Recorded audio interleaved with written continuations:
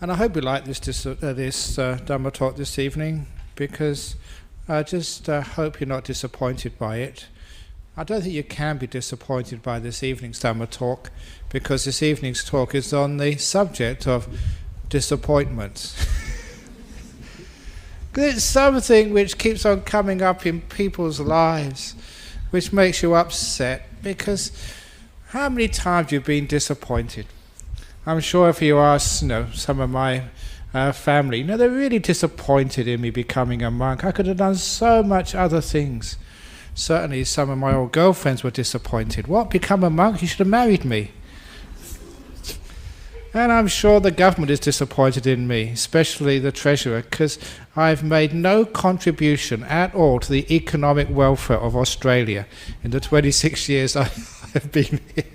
I haven't done anything. I haven't paid any tax. I say that quite sort of on air, so it doesn't really matter because I haven't earned anything. So I must have been a great disappointment to the economists of Australia.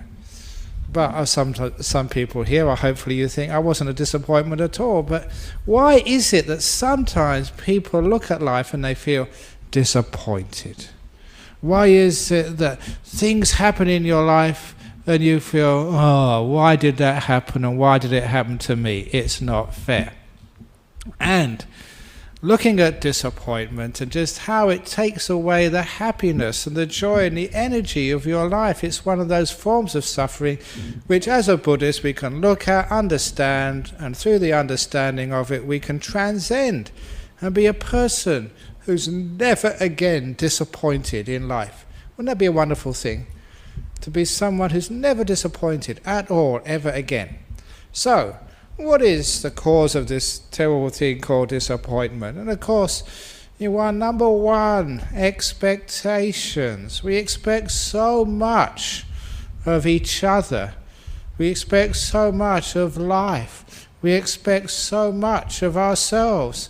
And that's the first reason why we get disappointed. Now come on, you've all been alive long enough to know the rules of the game. Your football team can't always win. The person you want to win the election can't always win. You can't get what you want in life. And so there is actually one way of actually getting what you want in life is not to want anything. Then you always get what you want. Figure that one out and then you know how to be happy. But we always tend to have expectations which are totally beyond what life can give us. And so no wonder that we get disappointed. And of course all those expectations. That's what advertising does for you. When you buy that new car, then you'll be happy ever after. When you buy the bigger house, you just pay off the mortgage, then you'll be happy. When you find your soulmate in life, even last week someone said, they're looking for their soulmate. Look, we Buddhists don't believe in a soul, so how can you have a soulmate? Come on. Because we always think there's a person made for me up in heaven. There's someone who was meant for me. And come on, you've been watching too many movies, reading too many Mills and Boon books. It doesn't work. Just ask someone who has been married, and they will, and they will tell you. Now, I remember this one story of disappointment which I read the other day about the person who was, they found him just in Calcutta, and he was weeping over a grave. And he was just so disappointed. Why did you die? Why did you die? Why did you die? And someone came up to him and said, what's wrong? They saw it was a male grave. Is that your son or your father? He said, no, I'm just so disappointed he died. Well, who was he? And he said he was the husband of my present wife, the former husband that was. Why did you have to die? Why do you have to die? I got that from a joke book. Amazing just how many Buddhist things you get from joke books. But the reason is sometimes when you go into a relationship, into a marriage, you have all these expectations, which are just totally beyond reality. Mostly because of movies, books, and just wishful thinking.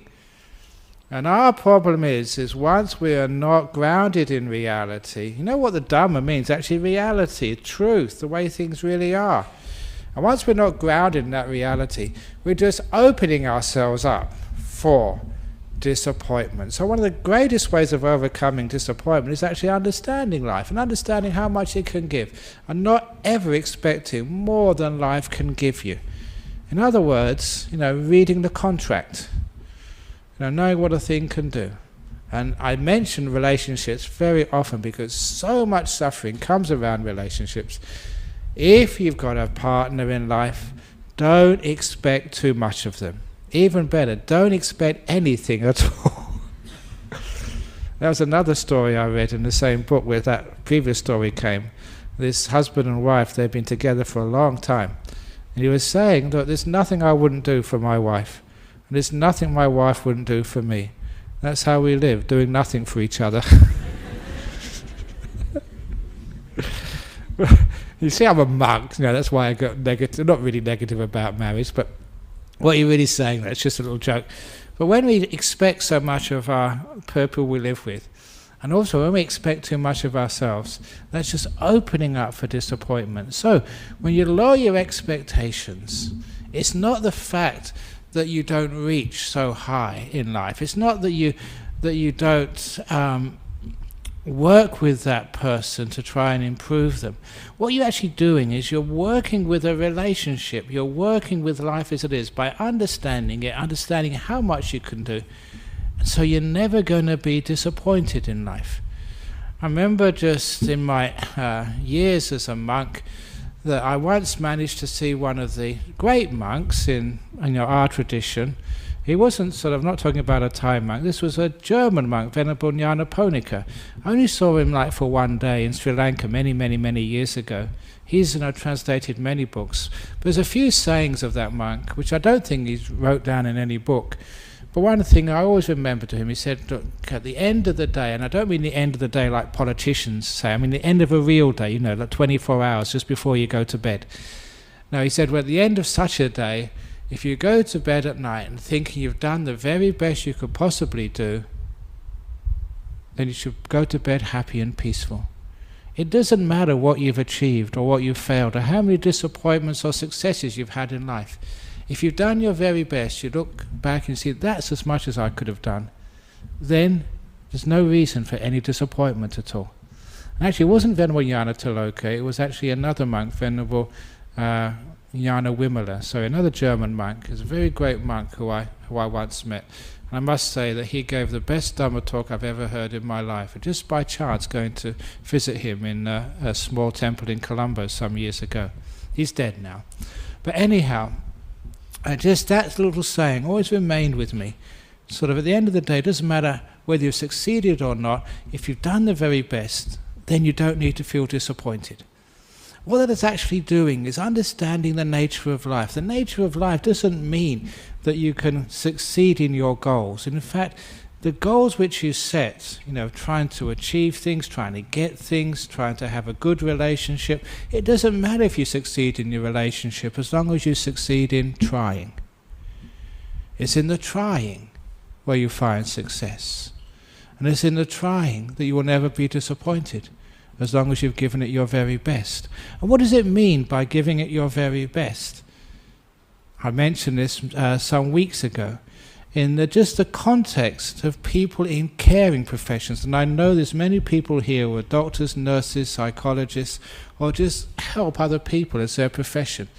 And I mentioned especially for doctors, and also for nurses, but especially for doctors, your job is not to cure anybody.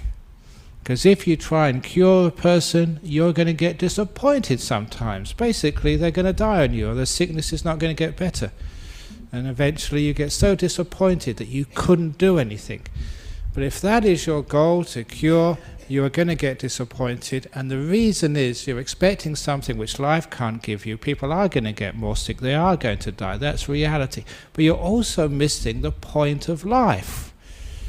And it's understanding Dhamma, the truth. You understand what the point of life. The point of life is not to cure. It is to care for people. And if doctors, nurses, psychologists or psychiatrists or anybody, if you made that your main priority to care, then you'll never get disappointed in life.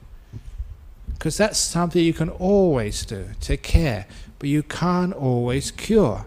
In the same way, in a relationship, husband and wife, you can care for the relationship. You can put your best into it, do as much as you possibly can. But sometimes those relationships aren't going to work. They are going to split up. It's just not meant to be, or karma, or whatever you call it.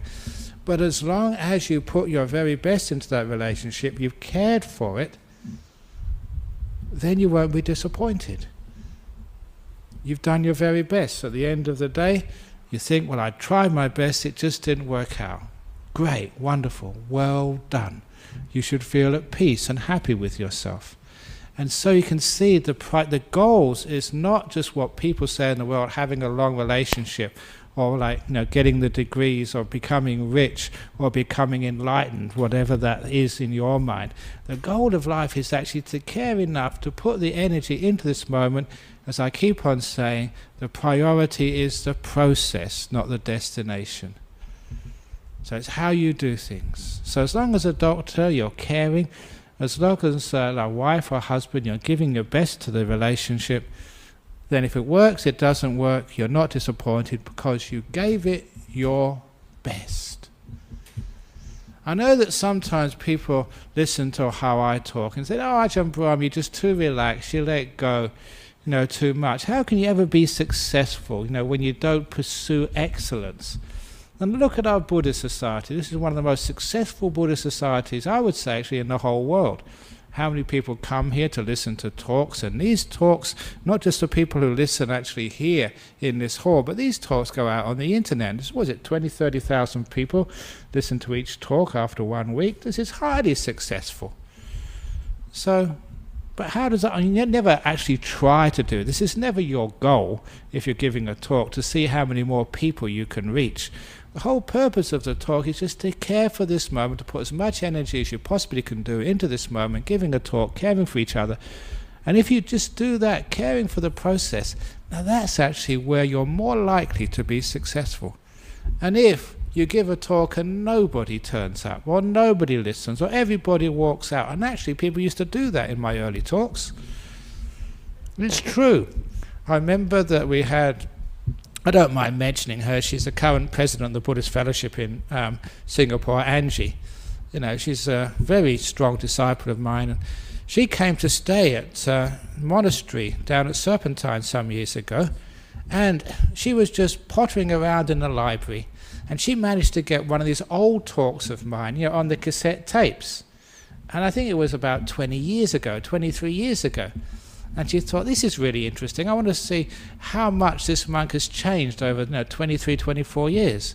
And she played the tape, and she came up afterwards. She said, Ajahn Brahm, that was the worst tape I've ever heard. That was terrible talk. And I laughed, and I said, yeah, of course. That's just when you're learning. But even at that time, you weren't really concerned about, whether people liked it or not, just the effort and the energy you were giving into it. That was what was most important. The care you gave into the process. Eventually it will work out. And I still remember one of the other monks over in Thailand. He told me this story, that when he was learning how to give Dhamma talks, you had to learn in Thai, because these were Thai monasteries. And Ajahn Chah told him to get up and give a talk for 1 hour in Thai. Now that's hard if it's your second language. So he gave a talk in Thai for 1 hour. And the people in Thailand are much more respectful, even though it's really a dumb talk, it's really boring. They would sit there just out of respect, because that's how they've been trained. Not like here, if you don't like the talk, after 5 minutes you're out of here. But that's our culture, who cares? But after 1 hour he finished, and he was about to finish the talk, and Ajahn Chah said, another hour. And he had to do this. And so now this time, some of those lay people, even out of respect, they couldn't sit there. So they went for the door. But he managed to get through, repeating himself. And so 2 hours he'd talk. And then the quality of the talk was right down the very bottom by the end of the 2 hours. But he'd done it. And Ajahn Chah said, another hour. So he had to go for 3 hours, and he just was having long pauses. And most people had left. The few people who were still there were leaning against the wall, just with their heads down, snoring. But he managed to get through it. Another hour, said Ajahn. He had to do 4 hours. And the last hour was the worst possible talk you could ever expect anywhere. Even the mosquitoes were falling asleep. And but that was actually a teaching of this great monk Ajahn Chah, to tell you, look, don't have goals of wanting to give a talk and being the best speaker in the whole world and have everybody come up after and say, wow, what a wonderful talk. That's not the point. Because if that is the point, you will be disappointed. The main point is not just if people like the talk, it's actually what you give in every moment when you're giving a talk. It's caring for this moment. He said, now that is your goal. And if you make your goal that, then of course you're not disappointed, because that monk, he realized that he did give everything he had. But after 4 hours, there's not much left to give, but at least he gave what little he had left. People liked it, didn't like it. That wasn't the point. And later he became a great teacher. That's how you become a great doctor. You may lose many patients at first, but you're caring for people right now. And that's what you can do, and that's what you keep bringing up. By caring for the process, of course you get better and more skilled as you go along. So that's the same in relationship. You care for the moment. You put your energy into trying your best. The chances are that your relationship is going to get better as the years go on. Because actually you're developing it, you're growing it. You don't expect anything. Because you don't expect anything, you're putting energy and effort into it. Our problem is if we expect, now we're married, now it's going to be okay. And of course people take each other for granted. They take the relationship for granted, don't put any effort into it. They don't care about it anymore. They think that once you've got the rings on it, it's the same as handcuffs and you can't get away from each other anymore. No, the rings aren't handcuffs, even though they're circular and they've got something to do with handcuffs, and you've got one each. But unfortunately, there's no sort of chain between the two of those rings. But nevertheless, we think sometimes we don't need to put any effort and energy into it, and that's the problem. So the goal of our practice as married people, single people, doctors, street sweepers, unemployed, monks, whatever, our job is actually to do the very best we can in every moment, to care for this moment. And of course, then you don't get disappointed. Because when we get disappointed, it's not just only expecting, but having the wrong priorities in life. Do you expect to be wealthy?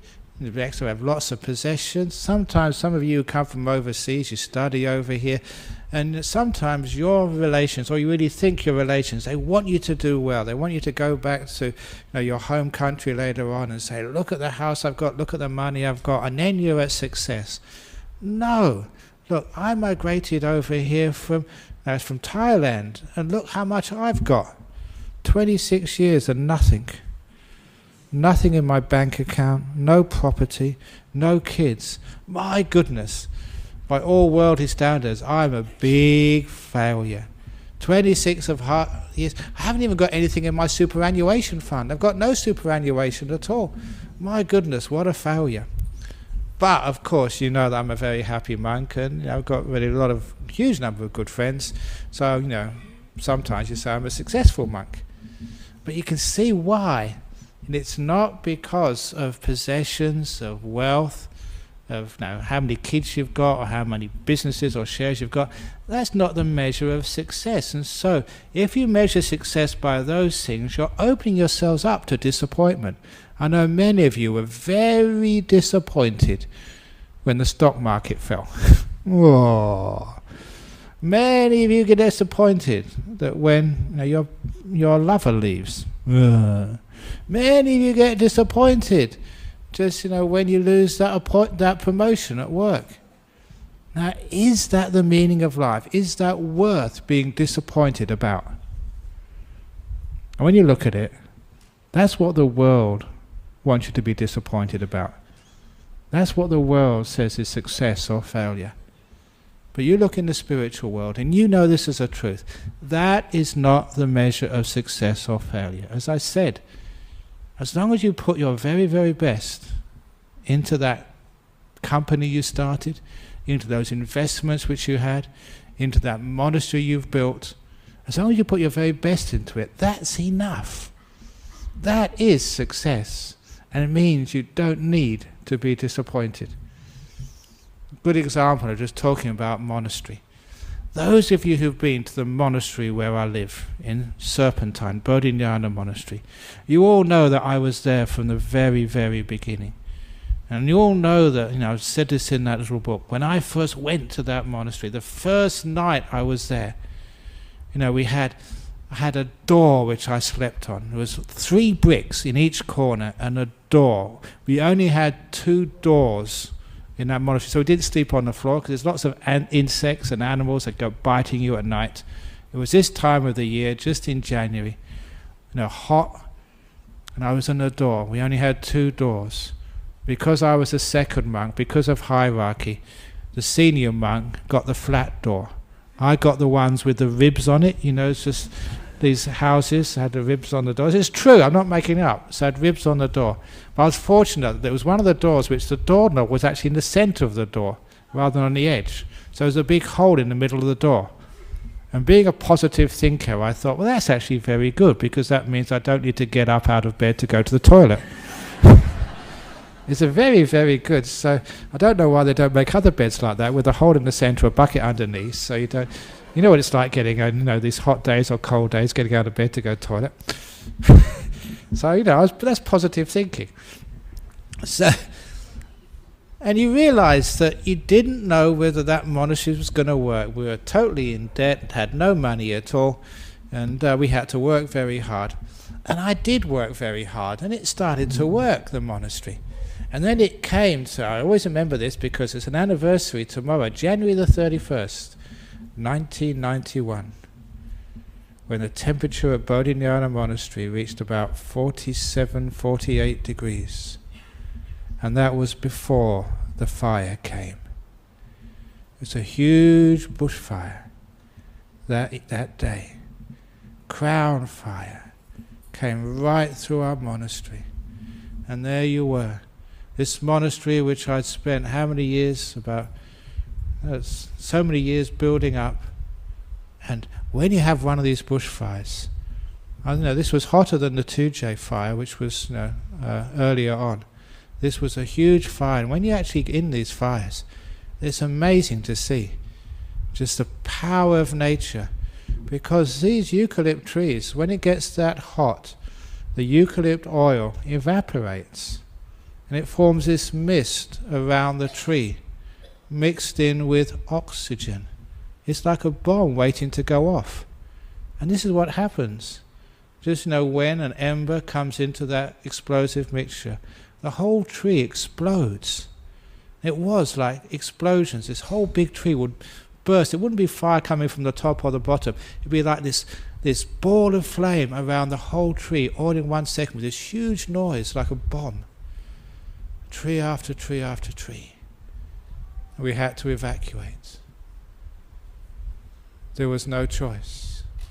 Evacuate for our lives. And when we evacuate, I look back upon that monastery, which I'd worked so hard to build up, and you thought nothing can survive. None of those buildings, they were right in the middle of these trees. They'd all be burned to ashes.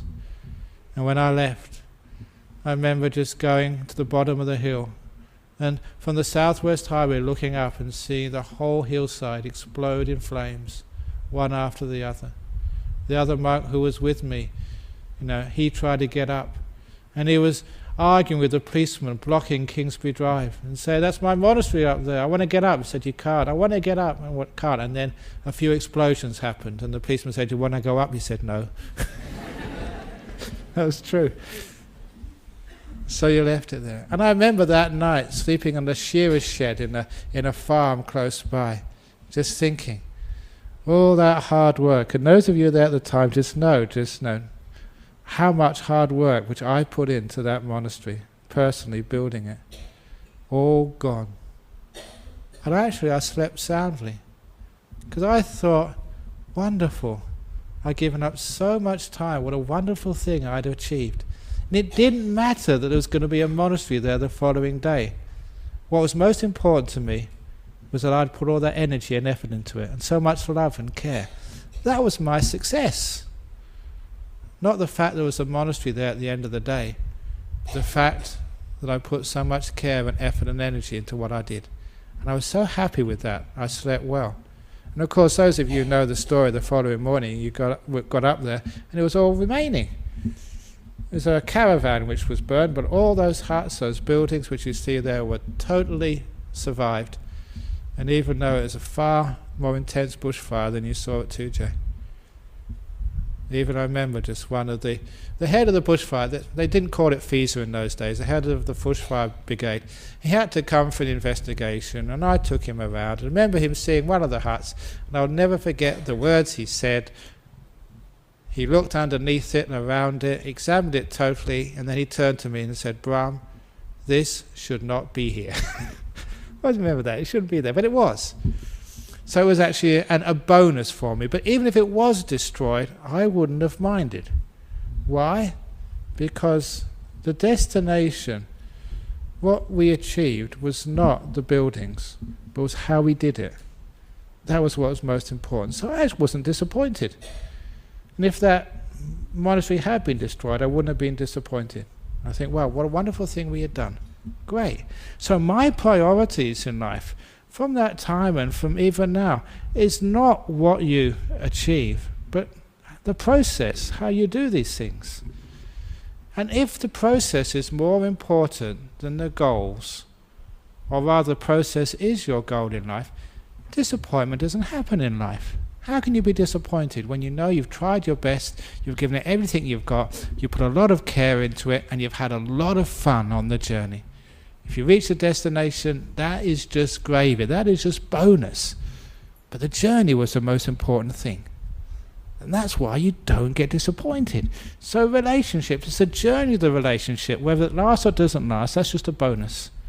But the fact that you've had a wonderful time together, you've enjoyed each other's company, you've given it everything you've got, it didn't work out, fine. We just had a wonderful time together. And the same in just, not just relationships, just life ends, people die. And I don't know why people just can't accept that and enjoy the process of dying and death and separation. Because you can't stop it. It's part of life. And we expect people to keep on living and living and living and living, and they can't do that. It's obvious it can't happen. But instead of worrying about a person dying, we look upon their living. It's the living is important, not the death. And so understanding that, it's the process which we've had together, the time we've had together, the great wonderful moments we've shared together. And if a person has lived at the end of their life, they think, wow, I've done as much as I possibly could have done as a garbage collector. I've just really sort of cared for all those garbage cans which I picked up in my truck. And I've tried my very best not to leave anybody or not to sort of spill things on the ground. And then at the end of the day, when you die as your garbage, and you go to the great recycling dump in the sky, and you can think to yourself, wow, what a great career I've had. I've had such a wonderful time as a garbage collector. Or whatever else you do in your life. It doesn't matter if you're a garbage collector or a doctor or a prime minister or a monk or whoever. The most important thing in life is just as long as you're giving it everything you've got. And then you never think in life, oh, what a great disappointment. I only managed to be a garbage collector, and that's what I managed to do in life. Spiritual life teaches you that's not what we call achievements. That's not what really matters in life. And so it doesn't matter how long we have together. What's important is the quality of that time we spent together. Even if it's just a few days, you've had your child, and then he dies after a few days of life. It does not matter just how long, it's the quality of that time you've had with that person. That is what is most important, and I think people realize that. Their expectations is not that when you give birth to a child they're going to last forever, or for 60, 70, 80 years. We don't even have that expectation. Anybody who knows the truth of life means people can die at any time. That's the nature of life. That's why that sometimes people, call me up and they say, because they usually call me up, somebody has died. And if there's somebody I know, I actually say, I expected that. What do you mean they're only 20? Of course I expect that, because they can die at any time. That's the nature of life. You expect these things, so you're not disappointed. But especially, and look, I've done many funeral services, another one on Monday. Like, if this keeps on going, we'll have no Buddhists left in Perth. But I think we get more Buddhists. And I usually, after 1 week, if you go to a funeral, you count up how many Buddhists have died and how many more Buddhists have you made. So I'm usually in the positive side of the ledger. So that's why I don't get the sack from the Buddhist Society of West Australia. But when you look at, so I do so many funeral services, and sometimes people do die at a young age. But there's something I've noticed. This is personally, I've known these people, many of them, come here and got to know them and care for them and talk to them and even visited their houses. But one thing I've always noticed, I'm never sad when a good person dies. And it doesn't matter just how long they've been alive, 6, 7 years of age. If they're a really good person and they've lived a wonderful life, even only 6 or 7 years, I feel like celebrating their life. But there's been cases where the person's been 70, 80 years of age and they haven't done much for anybody. They just been selfish, living maybe alone, and stingy. And it's people like that I feel sad about. And I often wondered why it was, Ajahn Brahm, you feel sad at people who've lived a long life, but you don't feel sad at people who lived a short life. And it was all to do with the goodness of their life, just how much they put into their life, how much love and care and generosity and kindness, how much community service, how many times they'd volunteered to join the Buddhist Society of West Australia committee, because we're taking nominations now. People like that, if they've served on the committee, even for one term, I've never feel sad. They've just used their life wisely. That's an advertisement just to put in for this evening's announcements later on. But if you put a lot into your life, even if it's a short life, it's a beautiful life, so you never feel sad. And that emphasizes the point. You don't even need to feel disappointed when a young child dies, if they've done a very, very good time. And they've really put a lot of energy and effort and care and kindness. They've lived a really good, spiritual, beautiful, loving life. Well done. 80 years, 90 years of age, and they wasted their life just amassing wealth and just not sharing it with people who really need it, and just not caring or spending time with other people, and neglecting the spiritual side of their lives. Just what a waste of a life that is. And you feel just, they don't know the process. It reminds me of a story. And this is a story, I sometimes tell this on retreat. I haven't told this for a long time now. And it's about the old seaman, the old sailor, and the professor. Now, in these Buddhist stories, the person with a simple job usually comes out superior, especially when professors are mentioned, which is one of the reasons professors always get a bad rap in Buddhism. That's why we don't get many professors coming here. But there was a professor and an old sailor. Now, these were the days when people would go from country to country in boats, before we had cheap aircraft to take you to place. So this man, he was going from Sydney to San Francisco to give some lectures, this professor. And the first night on the boat from Sydney, he had his dinner, in the what they ever call it, the galley or whatever. And after a beautiful dinner, he went out on deck just to take the air, the first night out on sea, as people do. And as he was walking out on deck, he saw this elderly sailor, this old man, just leaning over the railing, looking at the sea underneath. And he decided to have a conversation with this old sailor, because even though this was a simple job, this man must have been sailing the oceans for such a long time. Surely he must have learned something useful. And Professor was always wanting to increase the store of his knowledge, thinking that that was the meaning of life.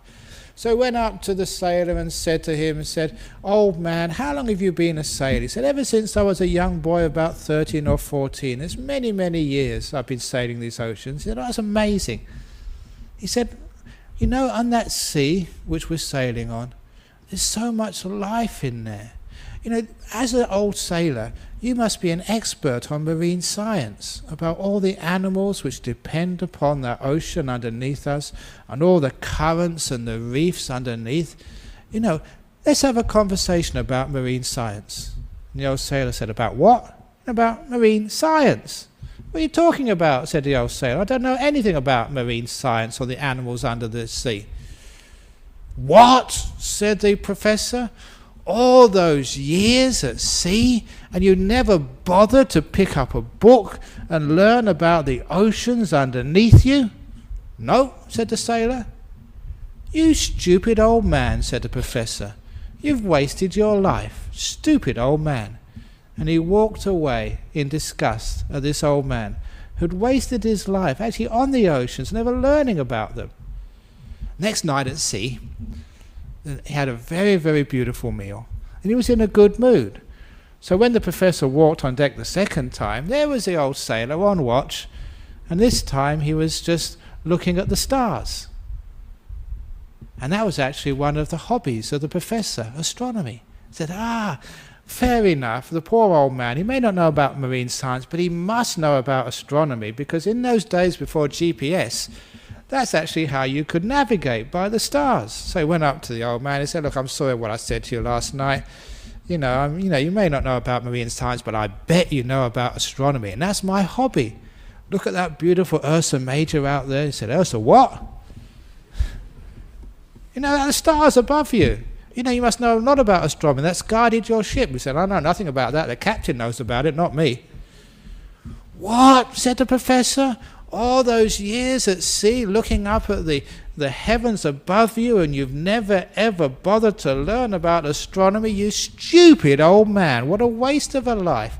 You've wasted your life, you stupid old man." And the professor walked away in total disgust. Now the third night at sea, it always has three in Buddhism. Actually it has one more, but I'll come on to that later.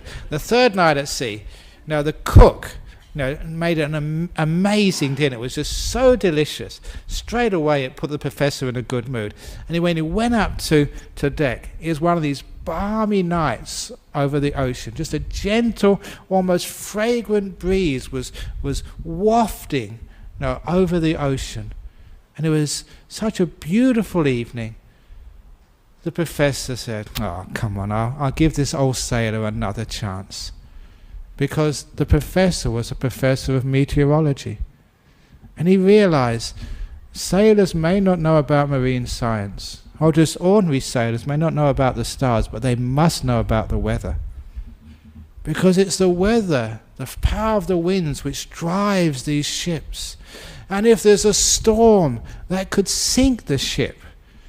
So the weather is one of the most important things for the sailor to understand. So he went up to that sailor and asked him, he said, "Look, I'm so sorry. I was in a bad mood the last 2 nights, and I misjudged you. Sure, you may not know about marine science underneath you or astronomy above you, but I'm sure you must know about meteorology, about the winds, the weather which drive the ship, which could ruin the ship or give it safety. Let's talk about meteorology." "Meteor what?" said the old sailor. "About the winds and the storms." "I know nothing about that," said the sailor. "I'm just a simple sailor man, that's all." "What? What? You stupid old man! You dummy! You nincompoop! All those years, what a waste of a life! You just wasted your whole life, you stupid old man," said the professor, and walked away. And he decided he'd never ever talk to that fool again. Fourth night at sea, he never went to the galley for dinner, because it was one of those nights at sea which were rough. And he suffered from seasickness. Putting anything in your stomach would just come out again afterwards. So he stayed in his cabin. And as the night grew later and later, The storm got worse and worse. And in the ship you can actually feel it because the boat starts to rock and rock and rock, and you can feel the waves bashing against the hull of the ship on the other side of your cabin window. And it was a very rough night, and the storm got worse and worse, and it reached its peak about midnight when he heard this big crash on his... Shut up, dogs. You don't need to get excited. He had this big crash. And he was scared. And after the crash, there was a few moments of silence, and then he heard people rushing and running around outside his cabin door. And in panic, he opened the door, and who was running right outside? The old sailor. And the old sailor paused for a moment, and he looked at that professor and said, "Professor, in all your years, have you ever learnt about swimming?"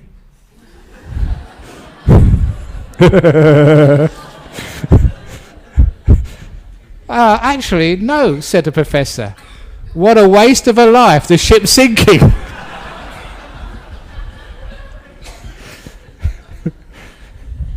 And the moral of that story is, you stupid old professor, it's okay to learn about astronomy or sort of marine science or even meteorology if you're a sailor, but the most important thing to know as a sailor is how to swim. And the moral of that story, the most important thing to know about life, is not about electronics, driving a car. It's actually how to swim, to keep your head above water in the uncertainties of life. Yeah, there are calm days in your life. There are storms in your life. But have you learned how to swim in case your ship sinks? You lose all your money, your partner leaves you, someone dies, the stock market crashes. If you can't swim, then disappointment will sink you. So what do we mean about swimming? It's very simple. Knowing how to care, to have compassion, to know what's really important in life. And then you'll never drown.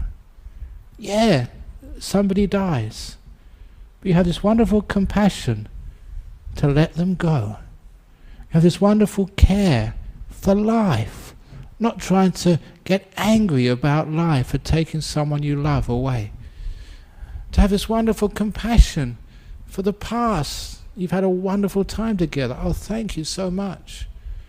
Compassion is what opens the door of your heart to the world, to reality, to life and death. And if you open the door of your heart to life and you care for it, then you will always float. You know how to swim. And of course, disappointment never happens. Just like the doctor, you've cared and cared and cared as best you can, and the person has died. Beautiful. We've had this wonderful time together. I've cared for you and you've cared for me. We couldn't have done any better. You have swum. You have not sunk. Disappointment will never ever ruin your life. And that way we understand about what the most important thing in life is. The most important thing in life is learn the art of swimming, to keep your head above water, not to sink in the difficulties in life, because difficulties do come. Yeah, sometimes things go wrong in life. Things don't happen. People let you down. People you trust and thought you were your friends starting to attack you. Things you don't get expelled from a monastery which you loved. Disappointment, no. I've done my very best. We tried our best, but it just didn't work out. We had a wonderful time when we were there together. Thank you so much.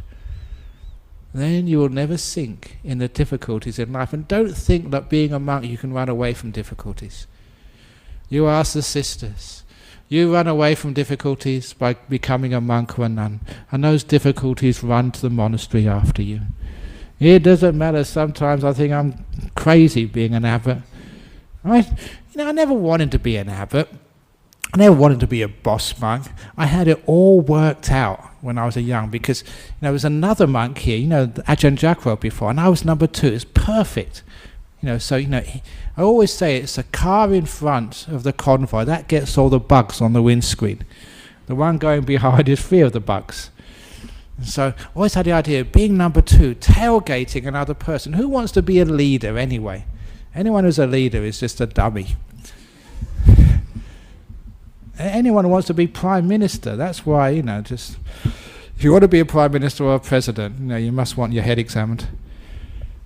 It's much better being number two or number three or four, whatever, because that way you don't have to, be out front taking all the flack and making all the hard decisions and stuff. But anyway, it didn't work out that way, because I was number two, tailgating, and then the head monk fell in love and left. And ended up being, that's what happened. So it ended up me having to take over. So but anyway, what happens as soon as you take over? Okay, not disappointed. Not the plan, because all my plans never work out anyway.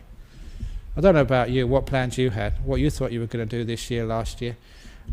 Even actually, when you build like monasteries or this temple here or whatever, it's always like the same way a forest builds. We're forest monks, and one of the reasons we're forest monks, we notice just how forest works, how a monastery grows. It just grows. What are we going to do today?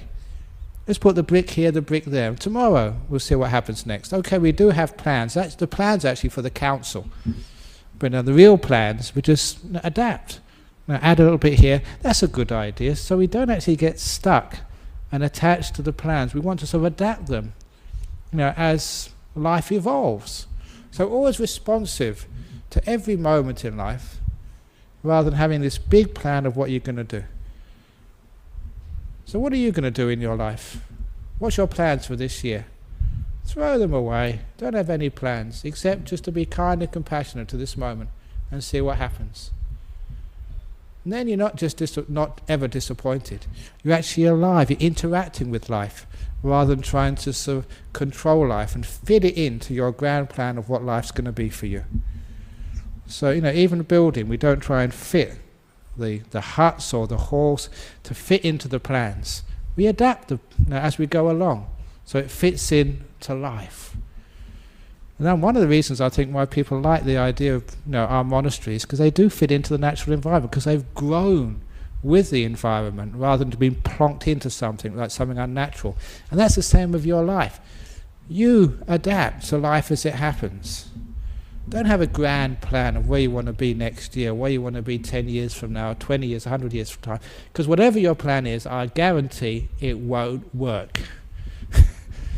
It won't turn out as you wanted. That's, if anyone asks me what the meaning of life is, the unexpected. That's what the meaning of life is. Unexpected. You don't know where this is going to go to. You cannot predict it at all. So you just have to react to it as it happens and enjoy that process of reacting with kindness, not with disappointment. Big plans mean big disappointments. Kindness means the real success in life, because with that kindness, with that mindfulness, attentive to every moment, what needs to be done right now, that's all I can do. Keep doing that, learn how to swim, and then whatever happens, you always survive. So this is actually how I live my life anyway. And so whatever happens in life, you don't really get disappointed, you don't expect anything anyway. And also, if things don't go quite to plan and they're difficult, you don't sort of linger in negativity towards the past. Oh, I should have done this, or why did they do that? They shouldn't have done this. Life shouldn't have been like that. Never linger on the past, especially the negativity of the past. Things which you cannot change are not worth thinking about. You've got too much other business to be done to waste your precious time worrying about the past when you could be enjoying the present moment. Or the people who depend upon you, the time you want to have with other people. Don't live with the people of the past, because then you're neglecting the people of the present. So live with the people of the present, the person who's with you right now. There's that great little story in Opening the Door of Your Heart from Leo Tolstoy. The Emperor's Three Questions. When's the most important time? Now. Who's the most important person? The one right in front of you. The one you're with. And what's the most important thing to do? to care. It's a beautiful little story, which I saw as a student when I was at Cambridge from Tolstoy, which is a wonderful summary of this talk this evening. About how not to be disappointed, how to guide your life in the most beautiful, wonderful spiritual way. Don't worry about the past and get disappointed about what happened and why they did that. Maybe your husband and wife has mistreated you, broken your trust or whatever. I just leave that go. That's in the past. Don't carry that around. That just spoils the opportunity to be with that person right now and to see just another part of them. Don't define anybody by their past. Then you don't allow them to open up new parts of themselves in the present moment. A person is just infinite in what they are. That's why, because the Buddhist idea of no self means they're not definite, they're not pinned down. So don't ever think that your partner is an adulterer, is untrustworthy, is a liar, is a drunkard or whatever. No, you're only seeing a part of them, a tiny part of them. Let that one go. See in the present moment with kindness, and they'll open up parts of themselves which you never expected would be there. I've done that in my life with people who got really bad reputations. I keep on saying in prisons, that's where I saw the worst so-called people. But when you actually just forget about their past and see them in the present moment and be kind to them, it's amazing what they opened out to you. And just what beautiful people they were. And that's people in jail. And no matter what you think about your partner, they're not that criminal. Not yet. So you can actually see beautiful things in them. So if you have this present moment is the most important time, and don't be disappointed about anything which happened in the past. Be kind to this moment. That's the only thing you can do. And the person or the event, this moment in front of you. It's life, this moment, that's what's in front of you, not just a person. This is in front of you right now. Care about it, be kind to it, be compassionate about it, be with it. And in that kindness you will find you'll react, you will behave in such a beautiful and positive way. And in that successful process you'll find your life will get to another level, the spiritual level, where whatever happens in your life, whether you do become materially wealthy, have a beautiful relationship with other people, or just you're poor like me and have no wife, no kids, but still you'll have heaps and heaps of friends. You'll be the most successful person because you realize disappointment is not seeing things as they truly should be seen. Disappointment is stupidity, basically.